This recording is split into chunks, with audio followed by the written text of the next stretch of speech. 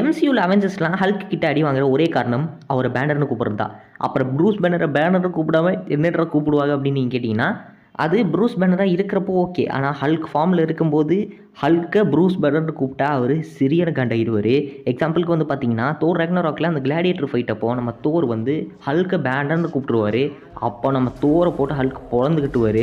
அதை தொடர்ந்து அவெஞ்சர்ஸ் 1 படத்தில் அந்த ஷீல்டோட ஹெலிகேரியரில் சண்டை போடும்போது நம்ம தோர் திரும்ப ஹல்க்கை பார்த்து பேனர் தான் சொல்லியிருப்பார். அப்போவும் அடி வாங்கியிருப்பார்.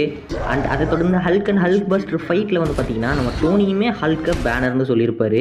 இதை தவிர்த்து நம்ம டீம் மெம்பர்ஸ் கூட ஹல்க் எப்போ கோஆப்ரேட் பண்ணியிருப்பார் அப்படின்னு பார்த்தீங்கன்னா, அவரோட பேரை ஹல்க்னு சொல்லி கூப்பிட்றப்போ தான். Stop! Just for once in your life, don't smash! Big monster! Hey, big guy. And Hulk. Smash.